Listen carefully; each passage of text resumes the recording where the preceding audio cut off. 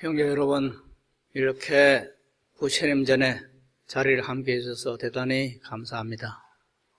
특히 1호패는 가끔 빠질 수가 있지만은 지장제일법회는 틀림없이 참석한다는 생각을 갖고 있어서 오늘 이렇게 참석해 주신 형제 여러분에게 다시 한번 감사의 말씀을 드립니다. 우리가 살아가는 이 세상에는 참으로 불가사의한 일이 많습니다.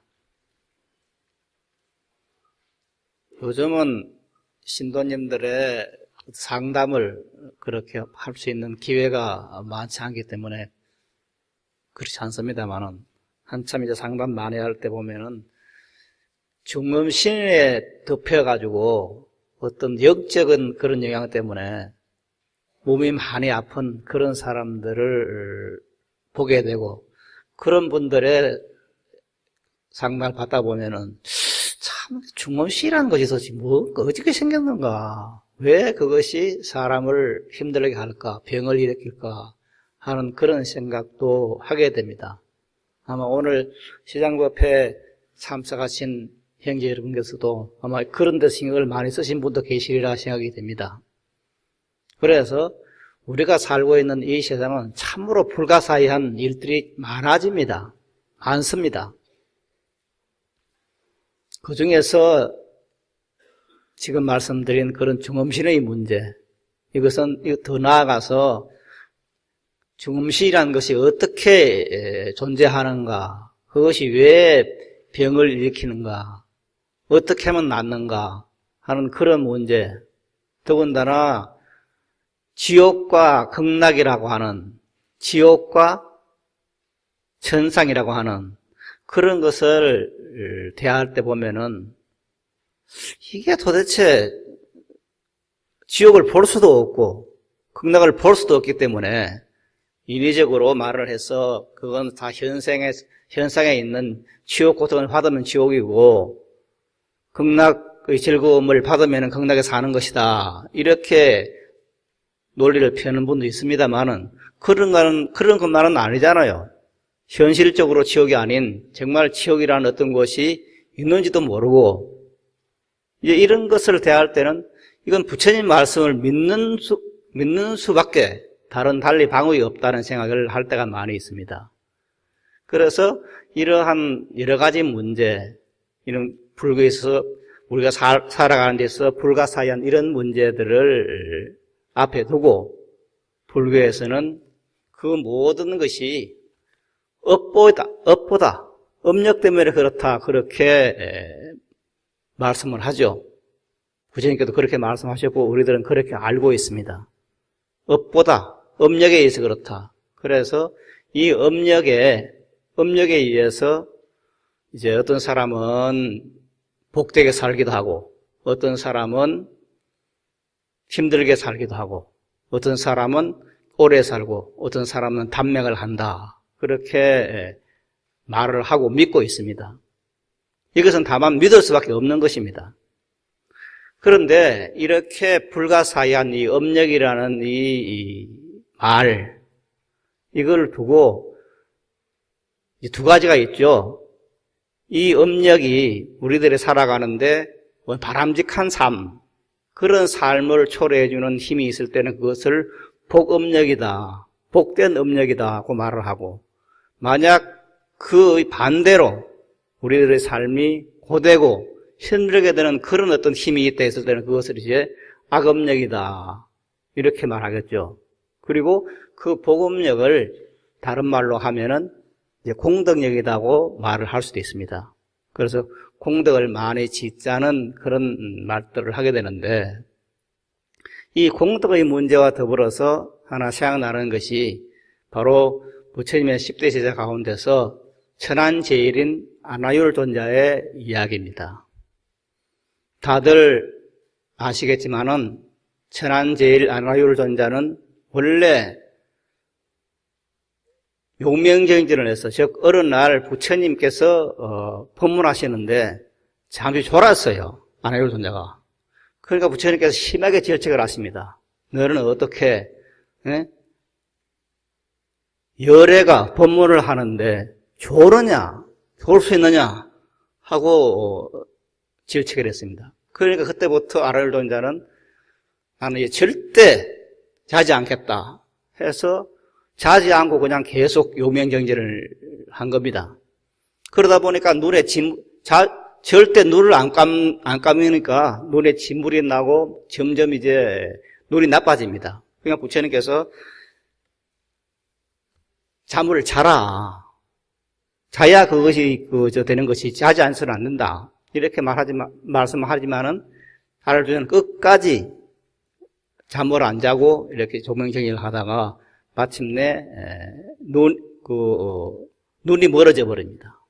눈이 멀어져 버리니까 그때 열린 것이 천안입니다. 육체적인 눈은 멀어졌지만은 바로 천안이 열려가지고 세상에 돌아가는 모든 이치를 훤히 볼 수 있는 그런 사람이 됐죠.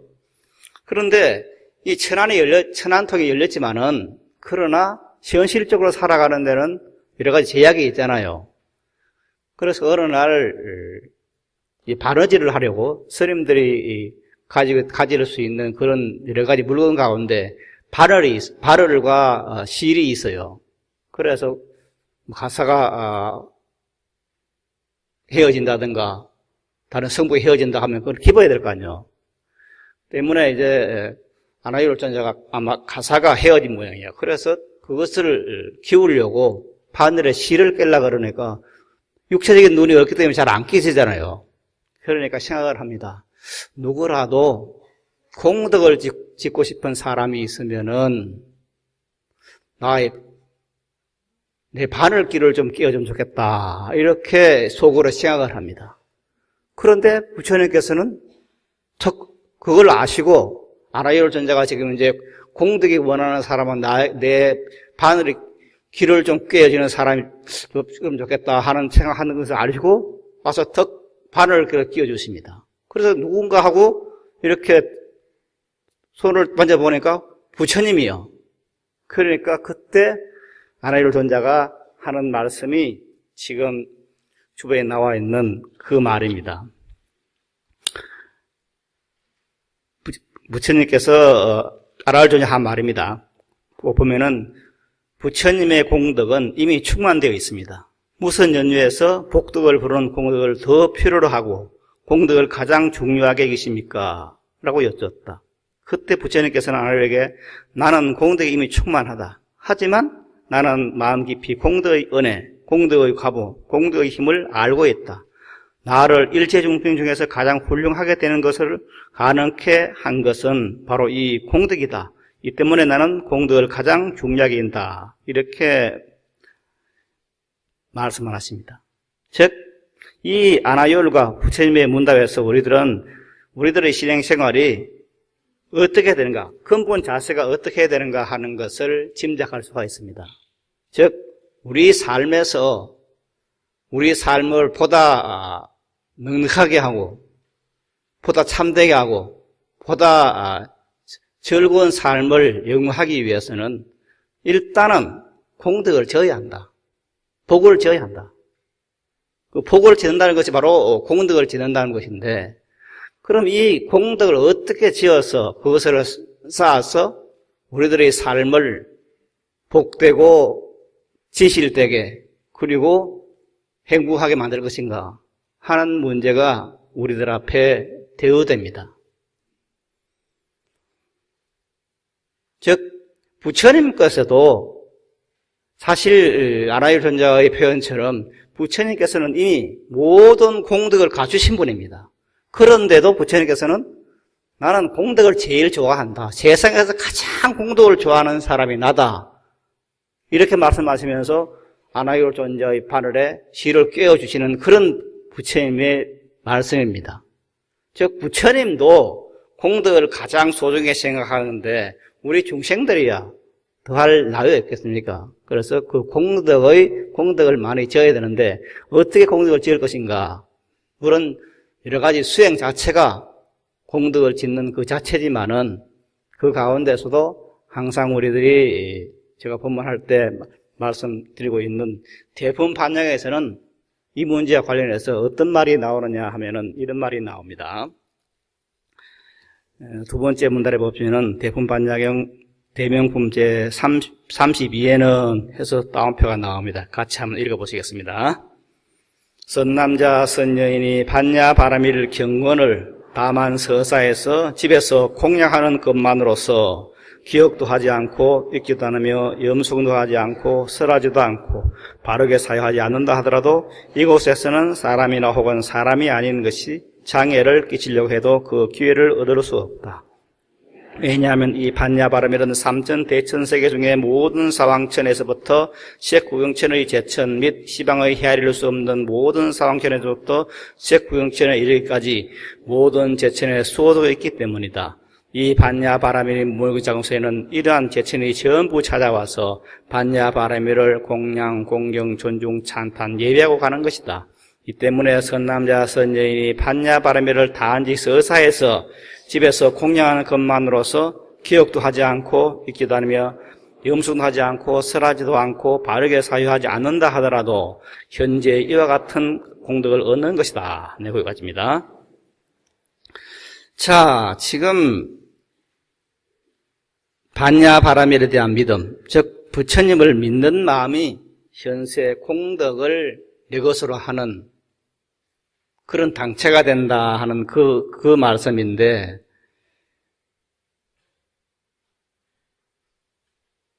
이 말씀은 지금 우리들이 반야바라밀의 신앙에 대해서 제일 먼저 생각할 수 있는 것이 반야바라밀 염성입니다. 그래서 끊임없이 시간을 정해서 혹은 항상 마반야바라밀을 염성하는 것이 반야바라밀의 신앙의 첫째 요건입니다. 그래서 반야경에서는 반야바라밀의 염성을 마반야바라밀 이렇게 하는 그 염성을 제일 첫째로 들고 있습니다.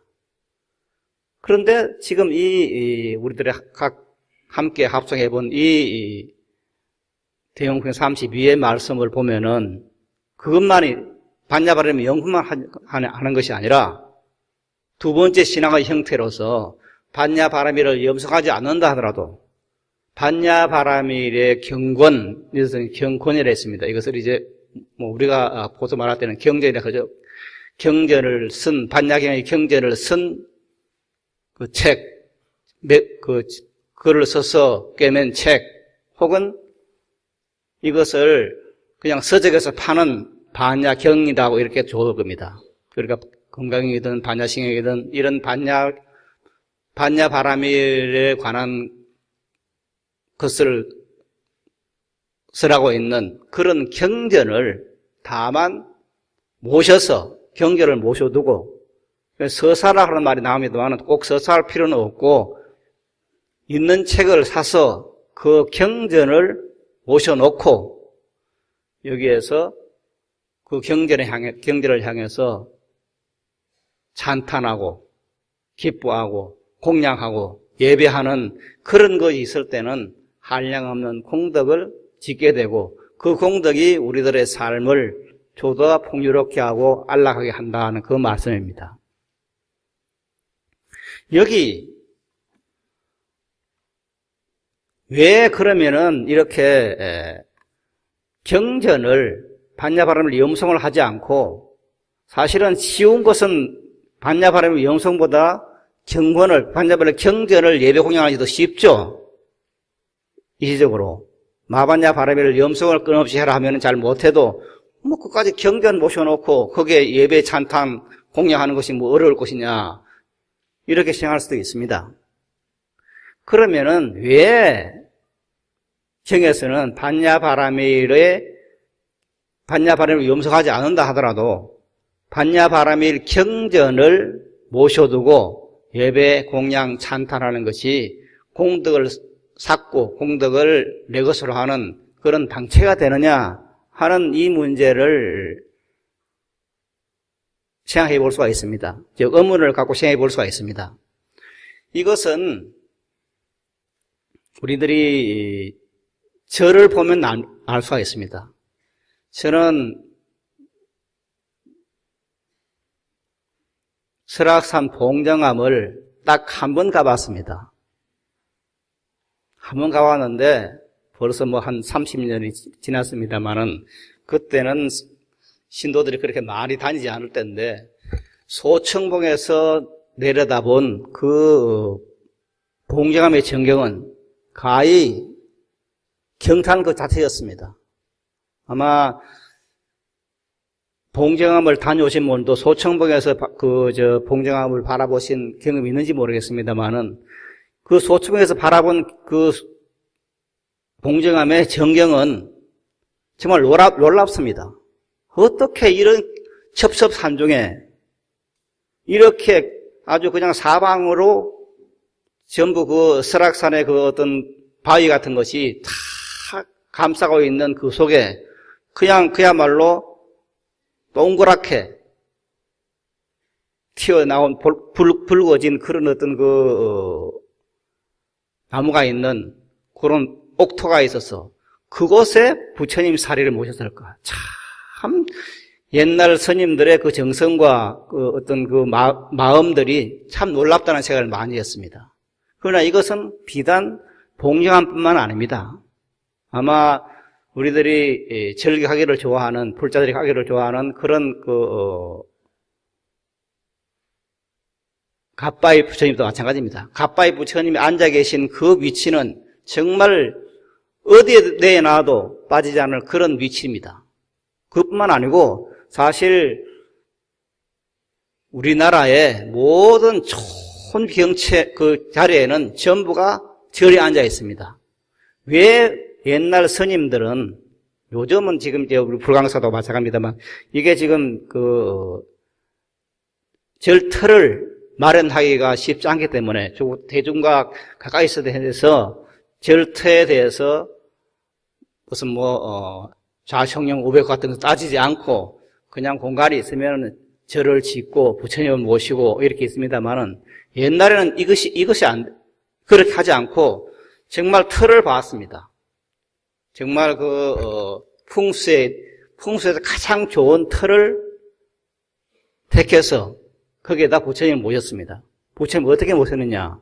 바로 봉정 같은 데는 부처님이 사리를 모셨고, 그 다음에 갓바위 같은 데서는 그냥 부처님을 모셨죠. 이 부처님을 모시고 혹은 사리를 모시고 있는 그 자체가 뭐냐? 왜 옛날 스님들은 이렇게 어떤 부처님의 사리를 모시는데 그렇게 좋은 터, 정말 어디에 빼놔도 뒤지지 않을 그런 훌륭한 터에 모시고자 했는가? 왜 절을 지을 때 좋은 곳에 어떠한 외적도 외부의 어떤 것도 침투할 수 없는 그런 곳에다가 부처님 사리를 모시고자 했던가, 부처님을 모시겠던가 하는 것은 그것이 바로 내 본성이기 때문입니다. 부처님 사리를 모시는 것이 부처님 사리를 모시는 게 아니라 내 마음을 모시는 거. 내 마음이 뭐냐? 내 본성이 뭐냐? 내 본성이 바로 불성입니다. 부처님의 성품입니다. 내 불성을 모시는데 이것을 가장 성스러운 자리에, 가장 수승한 자리에 내 본성을 모시겠다. 내 본성을, 나의 불성을 모신다 하는 것이 사리를 그 자리에 모시는 것이고 부처님을 그 자리에 모시는 겁니다. 그래서 이것은 이렇게 모신다고 하는 것은 단순하게 어떤 그 물질적인 사리 혹은 물질을 되어 있는 그 부처님을 모신다는 그것보다는 오히려 내 본성 자리를 그런 곳에 모시고 잘 보존한다고 하는 겁니다. 선문에서는 적심적불, 즉 마음의 부처라고 말합니다.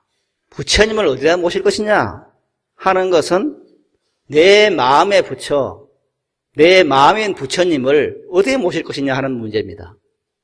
그래서 절터를 촘게 잡는다 하는 것은 그 마음은 뭐냐면은 내 마음 자리를 어떻게 좋은 곳에 모셔놓고 그냥 거기에 대해서 생각하면서 내 마음을 깨닫도록 노력하느냐 이 문제입니다. 그래서 부처님 사리를 모시는 것도 자기의 본성 자리를 모시는 겁니다. 부처님 모시는 것도 자기의 본성 자리를 모시는 겁니다. 이와 마찬가지로 부처님이 경전을 모셔놓고 거기에 예배 공양한다는 것도 마찬가지로 내 본성 자리를 거기에 모셔놓고 그 본성 자리를 끊임없이 지켜본다고 하는 것이 이 경전, 염송하지 않더라도 반야바라미를 경전을 모셔두고 예배하자, 공양하자, 찬탄하자 하는 말입니다. 이와 관련해서 하나 생각나는 것은 대분판야경이라는 경전은 총계 90품으로 되어 있는데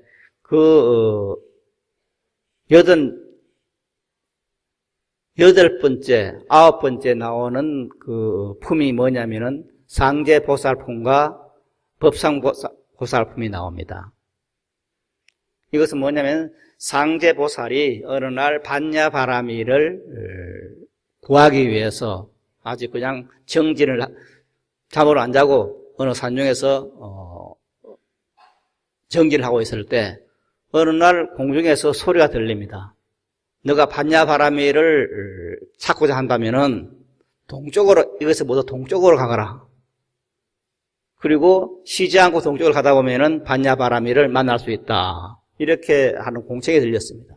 그래서 그 상제보살은 이걸 이제 살타바룬보살이라고, 다른 산스크리트어로서는 살타바룬보살인데 이 살타바룬보살이 그 공중의 소리, 공청을 듣고 반야바라미를 구하기 위해서 동쪽을 향해서 출발을 합니다.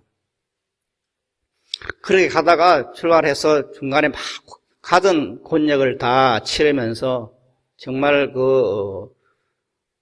자기 피를 뽑아가지고 글씨를 쓰는 그런 심정으로 이제 노력해서 반야바라미를 쓰라는 그런 단무갈보살, 즉 법룡보살이라는 보살을 찾아가게 되는데 그때 단무갈보살의 주처인, 즉 법룡보살의 주처인 중양성이라는 곳에 도달하게 됩니다. 그 중양성에 도착해 보니까 그 중양성 안에는 법룡보살이 계시고 그 법룡보살이 계시는 그 도랑 안에 가장 높고 수승한 곳에 큰 누대가 있고 그 누대에 가니까 아주 사각으로 된 그런 법상이 있고 그 법상을 잘 꾸며놨는데 그 법상 위에는 뭐가 있냐면은 큰 그 상자 같은 것이 있고 그 상자에는 그 상자에 보면은 마반야 바라밀 경이라고 하는 그런 경이 써져 있어요. 그리고 그 경전이 안치되어 있는 그 법상을 각가지 음악으로 장식을 하고 모양으로 장식을 하고 그리고 각가지 형을 펴놓고 그 반야 바라밀을 공양하고 있습니다. 그래서 이 상제보살은 너무나 환희심이 나서 이제 자기가 그 어떤 가지고 온 그 모든 재물들을 반을 날려 가지고 하나는 법룡보살에게 공양을 올리고 또 하나는 이분의 이런 이 마반야 바라밀견에 공양을 합니다. 그리고 예배를 합니다. 이런 것이 이제 그 대분 반야에 나오는 상제보살품하고 법룡보살품이 나오는 이야기입니다. 이것이 바로 이제 경전신앙에 즉 마반야 바라밀을 염송하지 않는다 하더라도 이렇게 그 반야 바라밀의 경전을 향해서 예배 공양하는 것이 바로 경전의 신앙이고 이렇게 한 이유는 물론 다른 데 있습니다. 첫째 이유는 옛날에는 불교를 전파를 해야 되는데 이건 법학에도 나오는 말입니다만은 전파를 해야 되는데 글씨를 모르죠. 모든 사람들이 글씨를 몰라요. 대부분이. 그러니까 천성 뭐냐면은 법을 전하기 위해서는 경전을 유포로 시켜야 되는데 그 경전을 유포시키기 위해서 어떻게 되냐면은 일단 경전을 글로 써라. 글로 쓰는데 자기가 쓸 수도 있지만은 글씨를 모르는 사람이 너무 많잖아요. 그러니까 자기가 재산이 있으면은 그 재산을 주고 높군을 글씨 쓰는 사람을 사는 겁니다. 그러니까 예를 들어서 반야경을 써달라, 금강경을 한 편 써달라 하면서 돈을 드리고 그것을 쓰게 합니다. 그것을 이제 유포를 몇백 권 써가지고 이제 유포를 하는 거죠. 그 유포를 함에 의해서 그 경전이 확산이 되죠. 다른 곳에도 많이 확산이 돼가지고 그것이 이제 뻗어나가죠. 그것이 근본적으로 이제 전법을 되는 그런 동인이 되는 것인데, 이렇게 하는 것이 원래 뜻이지만은, 그러나 거기에는 서사공양이라 하는 경전을 써서 공양한다고 하는 그럼에 의해서 공덕이 생긴다는 그 사상이 숨어 있는 겁니다. 다시 말씀을 드리면은, 우리가 경전을 쓰겠다는 마음을 내는 것은 무슨 마음이냐? 일단 반야바라밀이라고 하는 법문을 들었어요. 그럼 환희심이 났어. 반야바라밀, 그것이 바로 나의 생명이구나. 내 생명이 반야바라밀이구나. 내 생명이 바로 한량없는 부처님의 공덕생명이구나 하는 것을 듣고는 이것을 이제 글로 쓰는데, 글을 쓰기 위해서 자기가 쓰는 수도 있지만은 너무나 기쁜 나머지 다른 자기가 목숨처럼 아끼는 그런 재물을 바쳐서 경전을 쓰잖아요. 경전을 쓰는 겁니다. 공짜로 써주는 사람이 없으니까. 써서 적은 돈이지만은 우리가 건강액을 사서 공양할 때도 마찬가지입니다. 사서 공양할 때도 돈을 들여야 되잖아요. 공짜로 할 수는 없잖아요. 돈을 들여야 되잖아요. 돈을 들여서, 즉 자기의 목숨보다 더 소중하게 생각하는 그런 재물을 바쳐서 그것을 경전을 쓰고, 이것을 유포로식뿐만 아니라 그것을 집에서 모셔두고 예배 공양 찬탄하는 겁니다. 그 예배 공양 찬탄한다고 하는 것이 지금 설악산 봉정을 말씀을 드렸습니다만, 설악산 봉정에 모셔져 있는 그 사리와 마찬가지로 그 사리에 봉지한 기도하는 사람들이 전부 예배 공양하잖아요. 갖가지 꽃을 올리고 향을 올리고 쌀을 올리고 온갖 것을 다 올리고 거기에 예배하고 공양을 하는 겁니다. 그리고 경전에 대해서도 마찬가지입니다. 반야 경전을 모셔두고 이것을 이제 집에서 모셔두고 거기서 예배 공양하는데, 집에서 어디서 모셔주느냐? 자기 집안에 가장 깨끗한 곳에 반야 경전을 모셔두고, 집이 만약 좀 여유가 있다면은 어떤 기도하는 방을 정해두고 그 장에다가 경상을 놓고 그 경상에다가 반야경을 모셔두고, 혹은 그것이 안 되면은 반야신경 족자 같은 액자 같은 것을 만들어서 그 경전을 집에 모셔두고 그 경전에다가 즉 족자를 향해서 예배하고 찬탄하고 공양하는 겁니다. 예배하고 공양하고 찬탄한다고 하는 것은 여기서 지금 우리가 지나칠 수가 없는 것은, 경전을 모셔두고 마반야 바라밀을 염송하지 않는다 하더라도, 즉 우리가 마반야 바라밀을 염송하는 것은 과거, 현재, 미래의 모든 부처님의 어머니인 반야 바라밀을 생각하면서 염송하는 겁니다. 이와 마찬가지로 과거, 현재, 미래의 모든 부처님의 어머니인 반야경을 모셔두고 예배 찬탄한다고 하는 것은 내 본성 자리를 항상 보고 있는 겁니다. 우리 불자들은 조석으로 예부를 합니다. 새벽에는 새벽 예불, 저녁에는 저녁 예불을 하게 되고, 낮에는 또 사시불공을 하게 됩니다. 왜 이렇게 사시불공을 하고 조석 예불을 하느냐 하면은, 그 자체가 부처님을 향한 행동이지만은 그것은 기실은 내 본성 자리를 향한 정성입니다.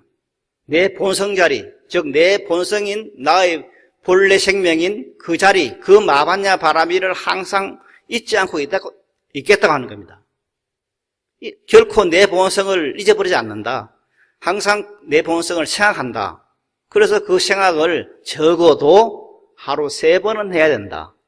물론 마음의교에서는 하루 5번을 한다 그러죠. 한번 5번 한다면은 불자도 또 그에 못지 않습니다. 하루 3번은 그렇게 예배 공양한다. 그것은 하루 3번 정도는 적어도 내 본성이 바로 부처님의 성품이라는 것을 잊지 않고 한다는 말입니다. 매일 하는 예불이 왜 매일 빠지지 않고 해야 되느냐? 바로 그 자리가 내 본성을 회복한 자리입니다.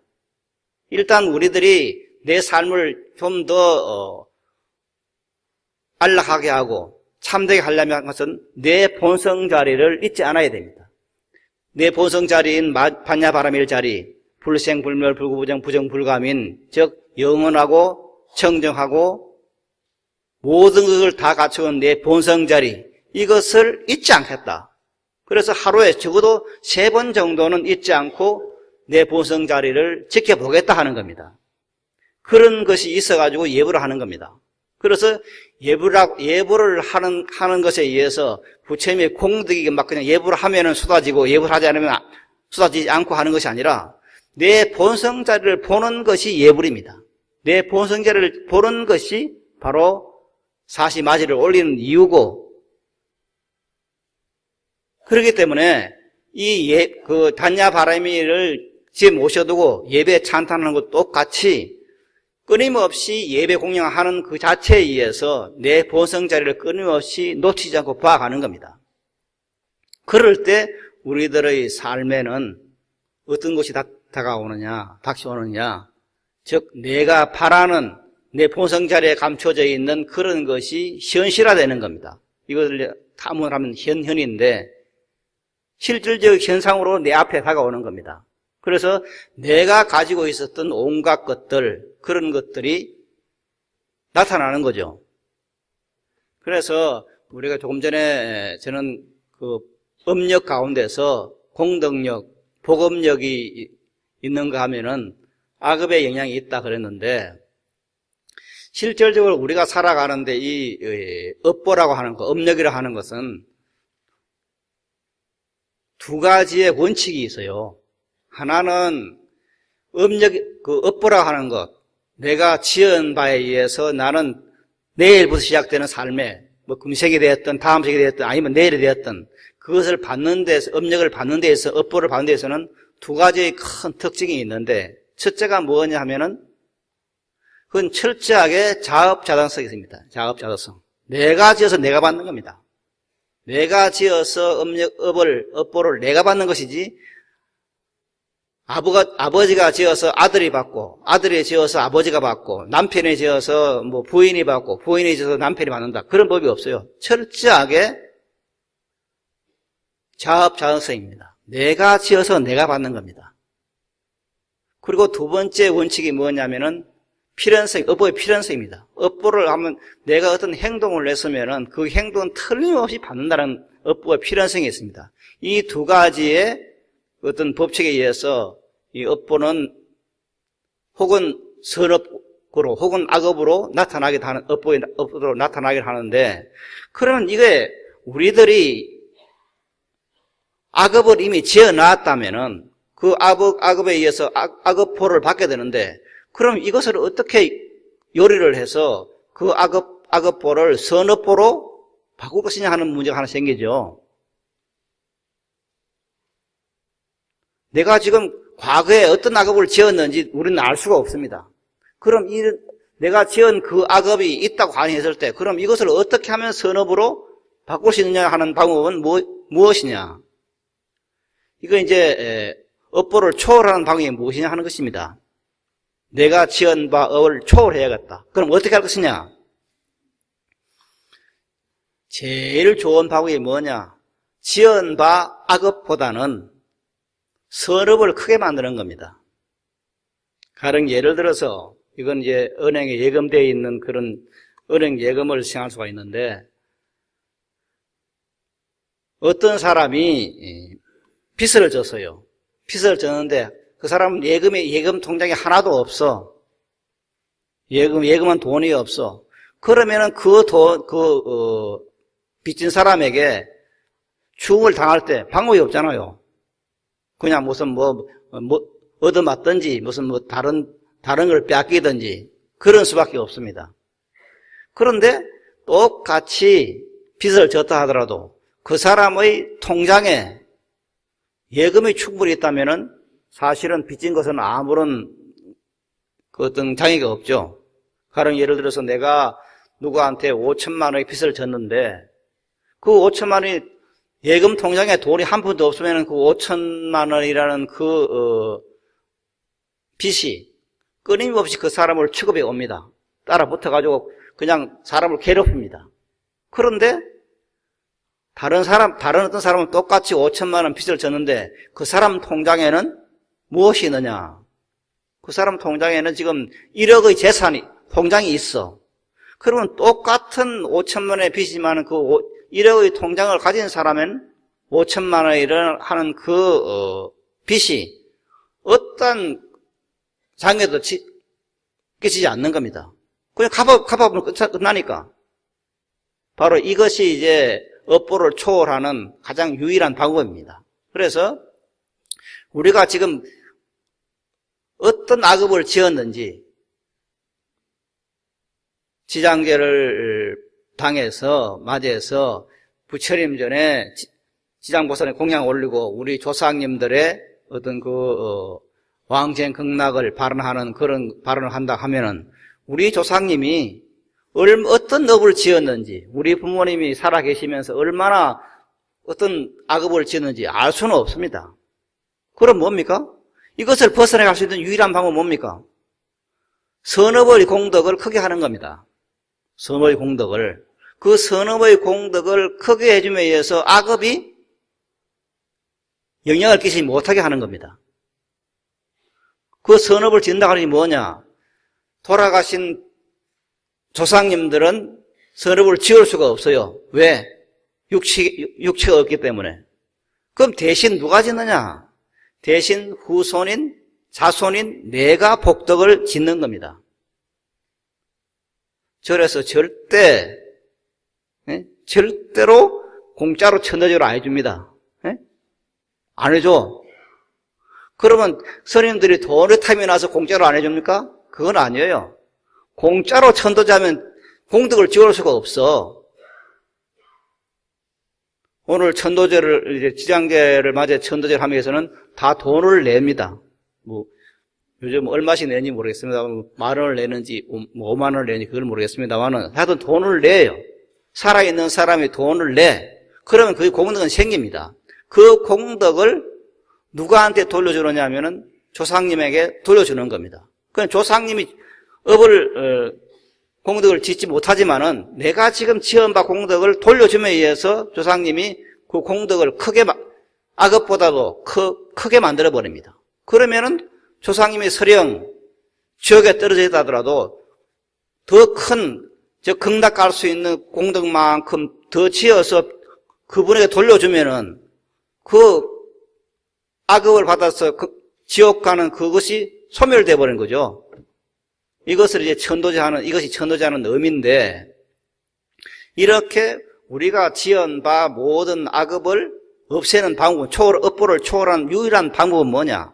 선업 공덕을 더 크게 한다는 사실입니다. 더 크게 만들어야 되는 거예요. 어떻게 하는 것이 더 크게 만드는 것이냐? 그 크게 만드는 방법은 제일 훌륭한 방법이 부처님 전에 예배 공양한다. 부처님 전에 공양 올리는 것이다. 그래서 부처님 전에 5만 원을 내고 복을 지어서 조상님에 돌려주고, 혹은 부처님 전에 내가 돈을 5만 원을 내서 공덕을 지어가지고 내 자식에게 돌려주고, 우리 가족 누구에게 돌려주고, 혹은 내가 받고, 그럼에 의해서 내 삶을 풍요롭게 갖고 나가는 겁니다.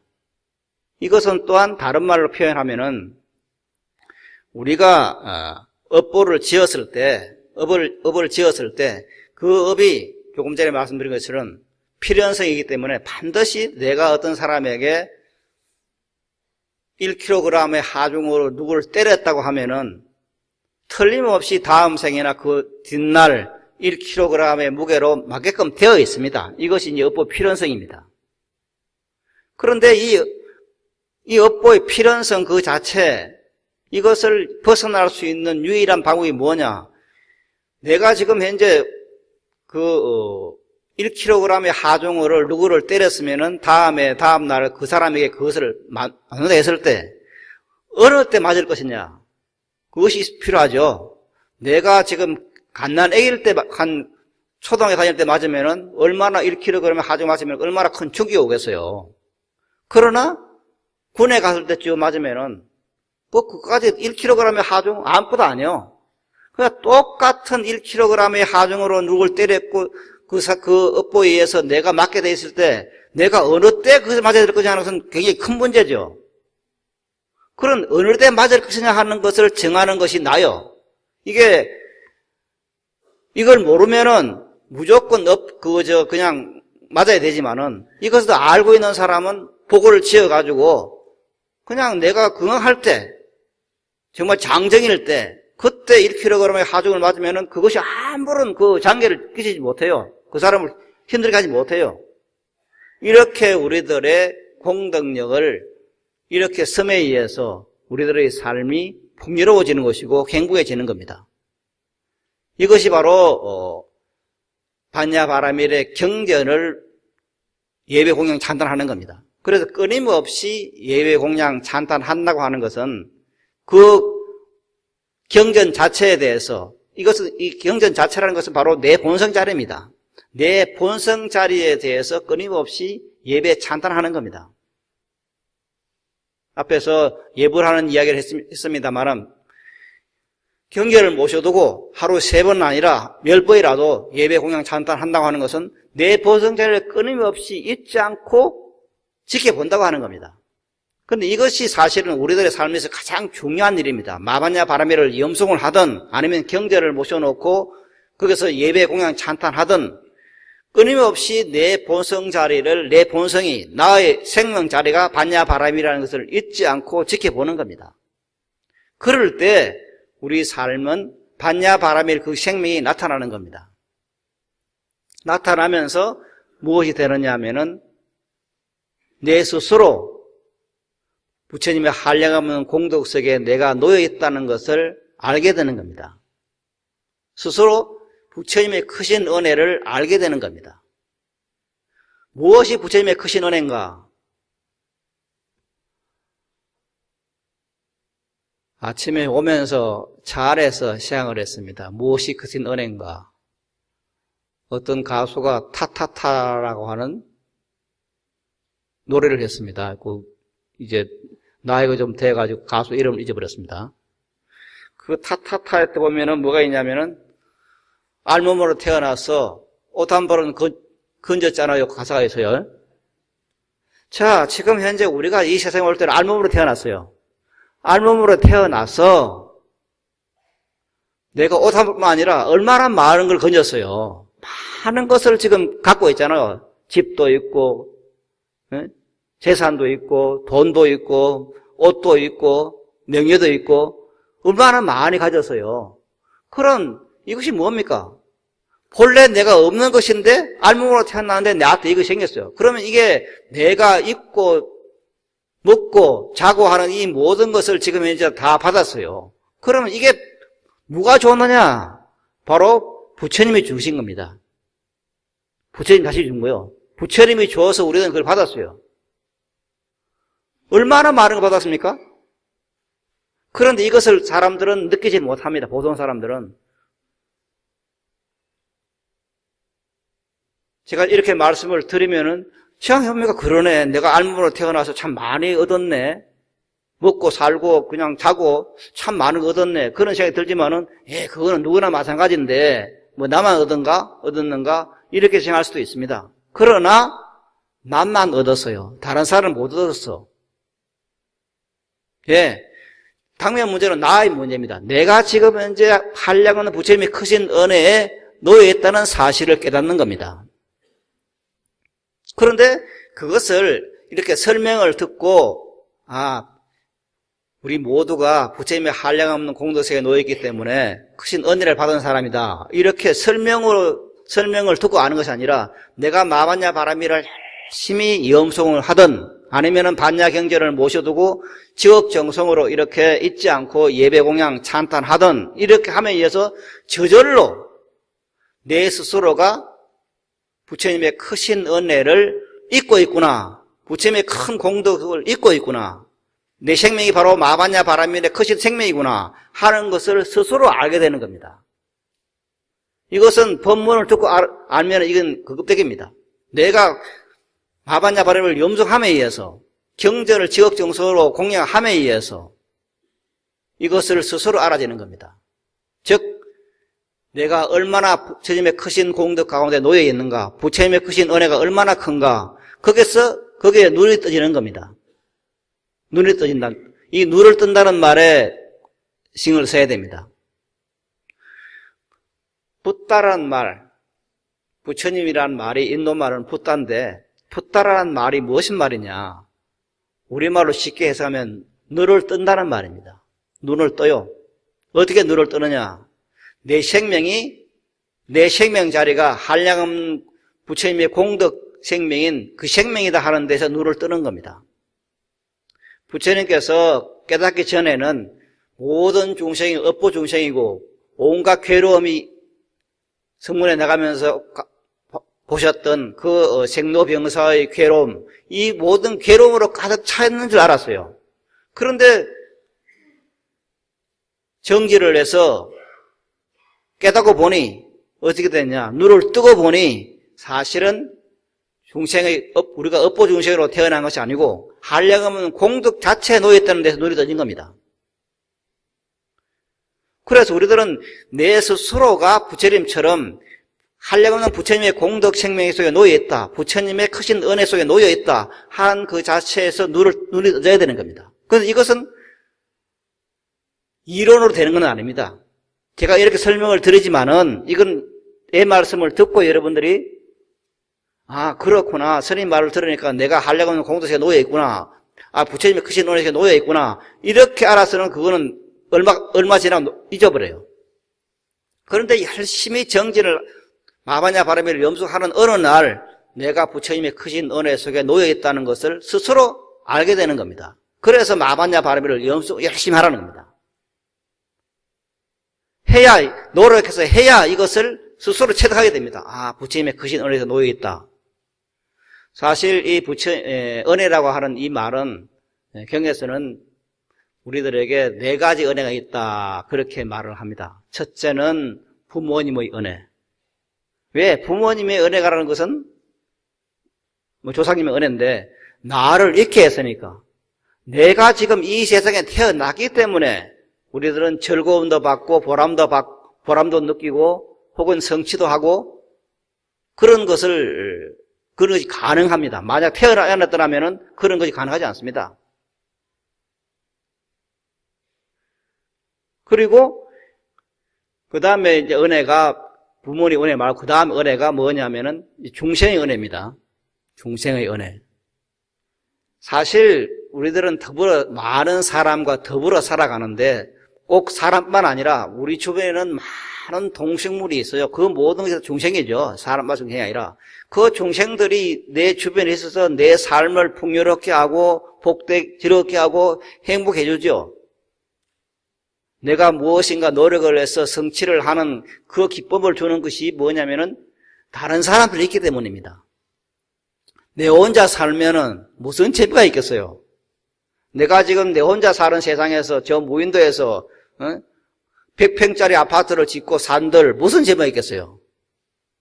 다른 사람들이 살고 있기 때문에 내가 아파트를 좀 넓히고 집을 좀 넓히게 했을 때 성취를 해서 기쁨이 있는 겁니다. 그래서 우리들은 살아가면서 한량없는 다른 중생들의 은혜를 갖고 있어요. 받고 있어요.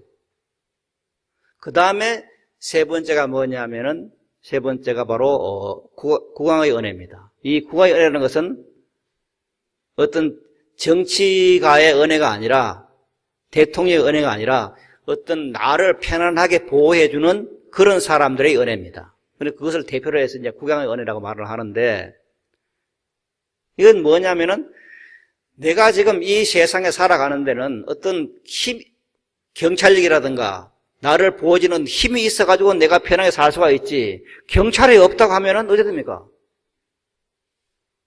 누가 나를 지금 해코지 했을 때, 내 재산을 뺏어갈 때 하소연할 데가 없잖아요.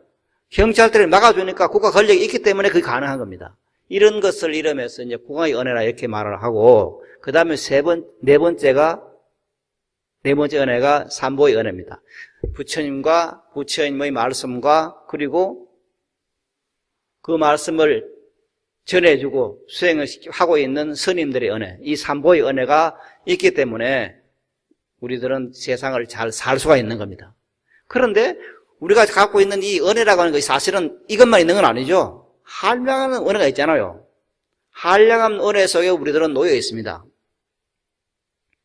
그런 그 한량한 은혜가 있기 때문에 은혜 속에서 우리들은 입고 자고 먹고 하는 것이 편하게 되는 겁니다.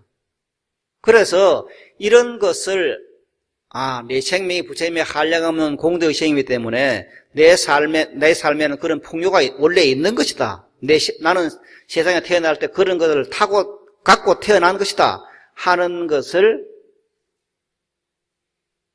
깨닫게 될 때 그 은혜에 대해서 고마워 생각하고 스스로 알게 되는 겁니다.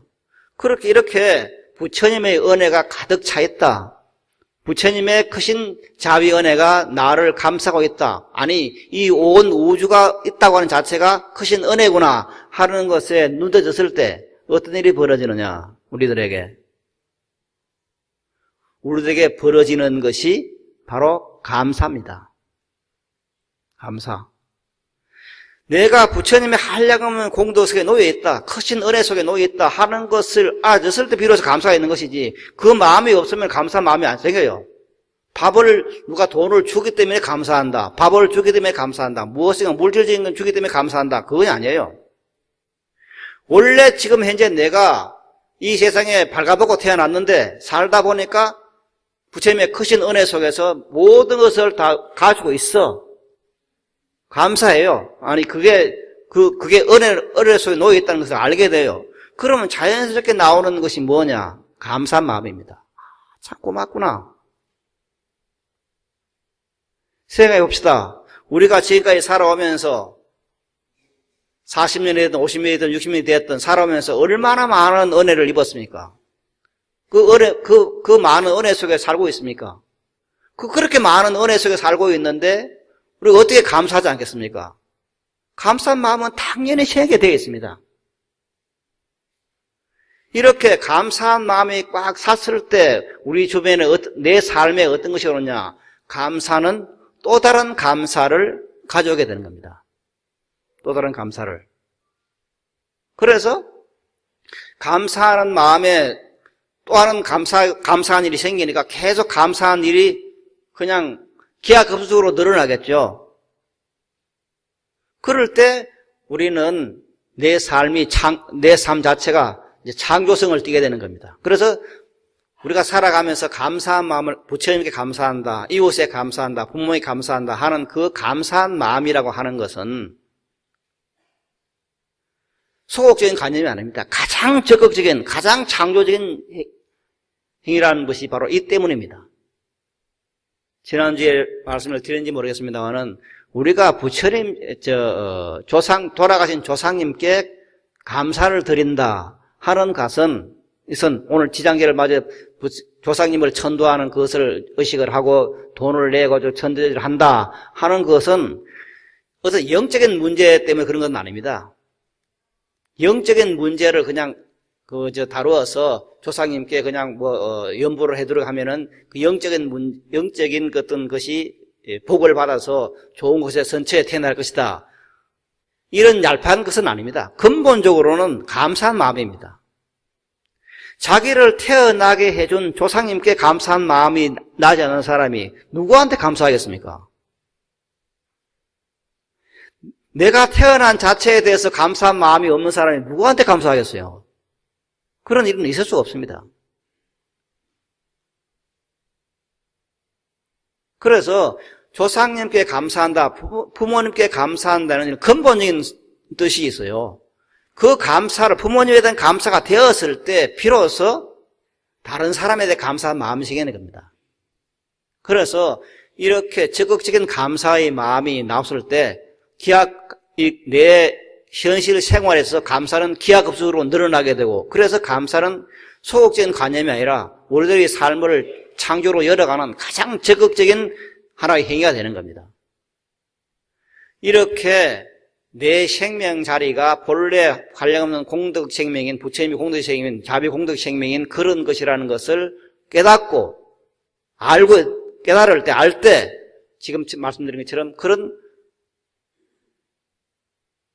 감사의 마음이 생기게 되고 감사의 마음이 있을 때 내 삶이 더욱더 감사한 마음이 생기기 때문에 이 속에서 내 삶은 좀 더 풍요로워지고 행복해지고 보람 있게 진행되는 것입니다. 그런데 이렇게 감사한 마음이 되었을 때 이제 다시 다르게 하나 생각해야 될 것이 내 속에 있는 대립심을 없애는 겁니다. 감사한 마음이 생기면은 자연적으로 누구에 대해서 대립하는 마음, 누구를 질투하는 마음, 누구를 시기하는 마음이 없어지죠. 왜? 중생들이 있기 때문에 내가 즐거워요. 다른 사람이 있기 때문에 내가 즐거워요. 그런데 그 사람이 대립된 존재가 아니고 사실은 나의 생명자리입니다. 똑같이 마반야 바람이라는 근본 생명을 타고난 사람들입니다. 그 사람도 반야 바람이의 생명이고 나도 반야 바람이고 같이 동물 생명이기 때문에 여기에서 어떤 대립 감정이 없어지는 겁니다. 자연적으로. 대립 감정이 없어지기 때문에 그 대립 감정을 없는 그 속에서 모두가 부처님의 동일 생명이라는 것을 알 때 우리들의 삶은 감사한 만큼 또 편해지는 겁니다. 쉬워지는 겁니다. 이렇게 우리들이 경제를 모시고 혹은 마반야 바라미를 염송함에 의해서 내 어떤 마음자리를 놓치지 않고 끊임없이 봐갈 때 우리들에게는 보다 복된 삶이 오는 것은 지금 우리가 지금 마반야 바라미를 염송한다 했을 때 이 마반야 바라미를 사실은 언제나 지켜봐야 됩니다. 언제나 지켜보는 거. 자든 깨든 자고 아침에 일어나서 저기 잘 때까지 끊임없이 시간 날 때 내 마음자리를 지켜봐야 돼요. 내 본성자리가 마반야 바람이구나. 내 본성자리가 바로 나의 본성자리가 불성이구나. 본성자리가 완전 원만한 모든 것을 다 갖추고 있는 그런 자리구나 하는 것을 끊임없이 지켜보는 겁니다. 지켜봄에 의해서 잊지 않고 지켜봄에 의해서 내 삶에 이것이 현전되는 겁니다. 그런데 철저하게 현전입니다. 그냥 보는 겁니다. 이것을 다른 말로 하면은 선이라 해도 좋고 혹은 직관이라 해도 좋고 혹은 희망이라 해도 좋습니다. 여하튼 내 본성 자리를 잊지 않고 내 생명이 마반야 바람의 자리구나. 내 생명이 완벽한 자리구나. 조금도 허물이 있는 자리가 아니구나. 그것을 끊임없이 지켜봤을 때 그 자리에서 그런 공덕의 생명이 발화를 하는 겁니다. 활발하게 일어나는 겁니다. 그렇게 되면 우리 삶이 쉬워질 뿐 아니라 즐거워지는 겁니다. 기뻐지는 겁니다. 사람이 즐거워지고 기뻐지고 성취감이 생기고 하면은 그것을 이름해서 다른 말을 하면은 행복이라고 말하는 겁니다. 내 삶이 행복해지는 겁니다. 그래서 우리가 마반야 바라미를 염송을 하되 이렇게 다른 한 방법, 즉 반야 경전을 모셔두고 그 경전에 대해서 끊임없이 잊지 않고 예배공양 찬탄함에 의해서도 이런 어떤 삶이 우리들 앞에 전개되고 그런 삶이 전개되었을 때 우리가 이 세상에 태어난 것에 대해서 감사한 마음이 생기고 모든 사람에 대해서 감사한 마음이 생기게 되는 것입니다. 그래서 우리들이 한 주일에 한 번 법문을 듣게 되는데 들으면서 항상 이 생각을 놓지 말아야 됩니다. 내 생명이 바로 한량없는 공덕 생명이구나. 내 생명이 부처님과 조금도 다름없는 그런 생명이구나. 결코 업보에 얽매여지는 그런 생명이 아니고 그 업보를 내가 충분히 초월해서 내 삶을 꾸려나갈 수 있는 그런 신령스러운 생명자리구나 하는 것에 눈을 떠서 언제나 그런 삶이 형제 여러분의 삶에 이어지기를 바라면서 오늘 여기서 마치도록 하겠습니다. 여러분 대단히 고맙습니다.